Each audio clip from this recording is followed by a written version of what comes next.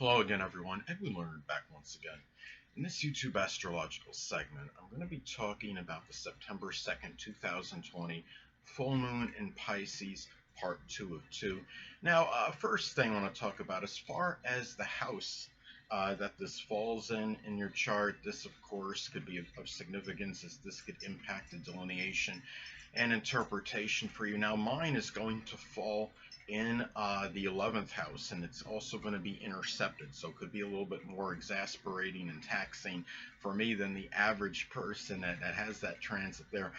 But the thing about this is one way that can manifest and pan out for me, this could be, full moons in astrology, of course, could be about revelations and unveilings. This could manifest in a revelation or unveiling regarding being betrayed by a friend, perhaps, or seeing maybe a friend as far as being deceptive or duplicitous. And it could also be a time, too.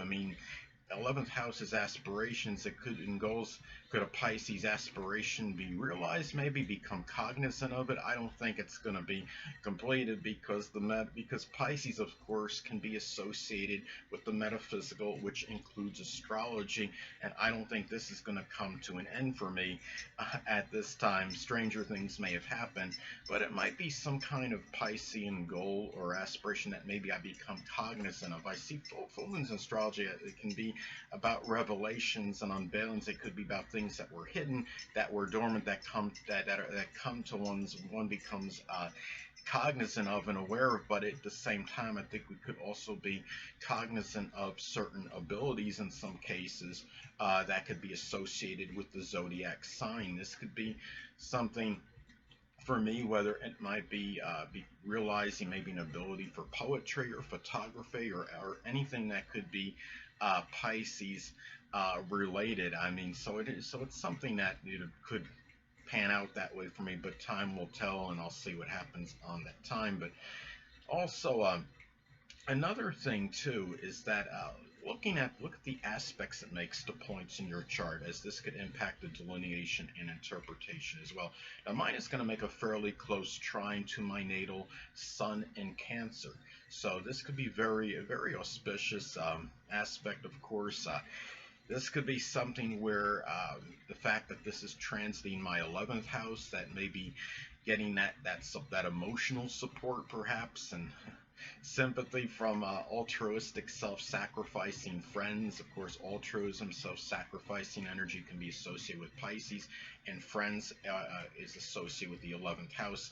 Those people may be very beneficial to me in attaining the basic wants associated with the zodiac sign Cancer, which could be a home move. It's going to also, my Sun in Cancer is also conjunct my 3rd house cusp of short journeys. So this is something that could be very beneficial in this transitioning period for me, as far as a short journey may go and moving.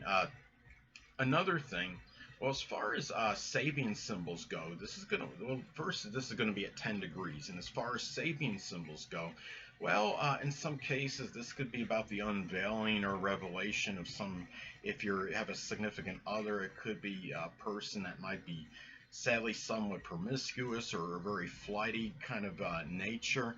It could be a situation, too, where what something might come out where as far as this degree goes, where people have to be careful of incessant or excessive talking about other people can be to one's detriment. Yes, that could be true regardless of astrological transits, but this could be very pronounced at this time and intensified. So there might be something where there could be even greater repercussions and consequences for this kind of action at this point in time. Pisces, of course, is the sign associated with deception and duplicity, so you could pretty much do the math as far as that goes. If you're somebody that has a propensity to talk about others, especially in a negative light, and saying a lot of derogatory things about people, this is the time where it really would not be a good time to do it. It's not a good time to do that anyway, regardless of astrological transits and periods, but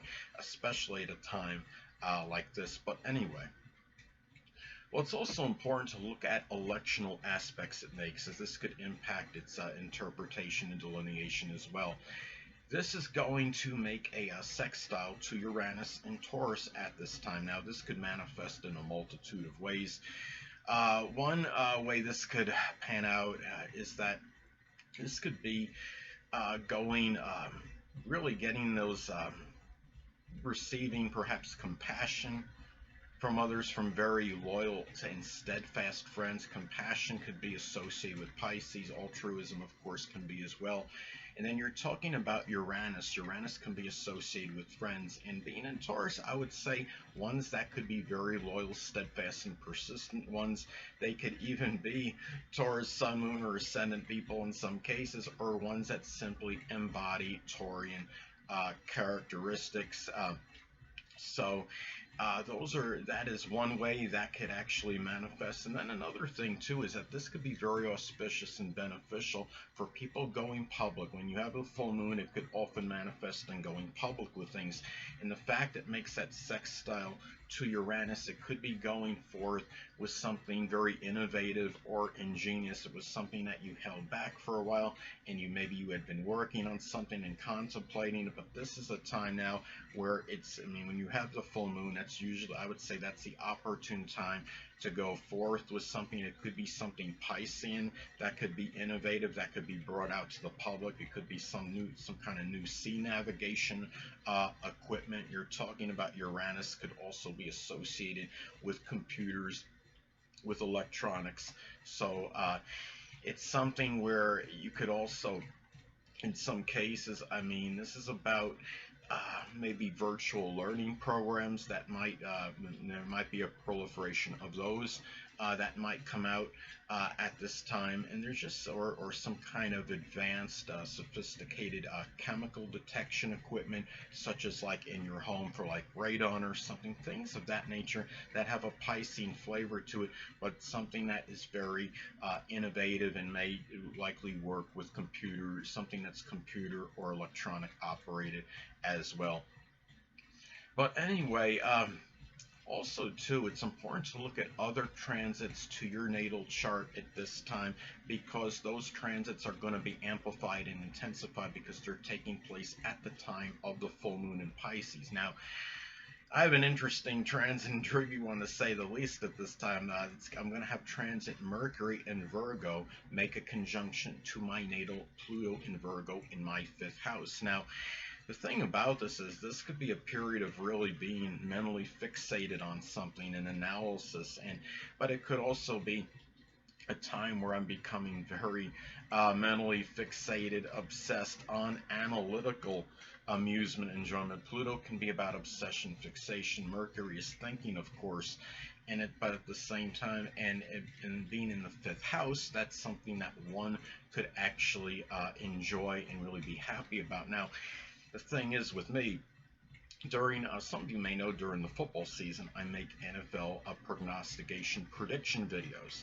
So this could be a time, and the NFL season is going to be near its beginning point at that time. So pretty much it lines up with that period, and it seems like I'm going to be more, probably more obsessed with this at this time, more so than usual in terms of statistical data, maybe extrapolating data and numbers for certain games. And anyway, but another thing I want to talk about is that other electional transits can be amplified and intensified as well, because they're taking place at the same time as this full moon in Pisces.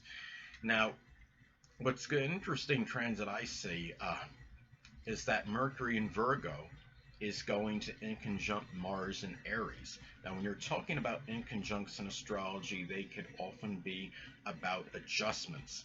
Now, Mercury in Virgo, by itself could manifest in a lot of mental worrying and maybe analyzing things, and it could be about trying to formulate mentally some kind of plan very methodically and systematically. But at the same time, when you have an inconjunct to Mars and Aries could be manifest in taking aggressive action. It could be doing something, showing some kind of trying to fix something using mechanical ability. Now, the thing about it is, when you have an inconjunct of this nature, it could be too much of one thing or another. It could manifest in some cases as too much mental worrying, anxiety, too much analyzing, over analyzing, trying to formulate some kind of plan, being very methodical and systematic in the process, and not enough action. Or at the same time, the Mars in Aries, it could be too much emphasis on that, trying to hurry up and take action impulsively and impetuously, as opposed to thinking things out logically and rationally. So it's something just to remember at this time. The full moon in Pisces, I mean, obviously other transits will be intensified at this time. There's going to be a lot of powerful emotional energy. Hold on a moment, people. Sorry about that, I'm back. But anyway, and really, there's not much more I want to say about it, this transit, than what I'm talking about. Thing is, just to be careful, as I stated in the previous video, those of you who didn't see the first video, is that be very careful as far as accidents go at this time. You're talking about the full moon in Pisces. Emotions are going to be full throttle. They can be very chaotic, and Pisces is a very sensitive sign. It can be emotions can be all encompassing, and the reactions could be such where they really could have dire consequences.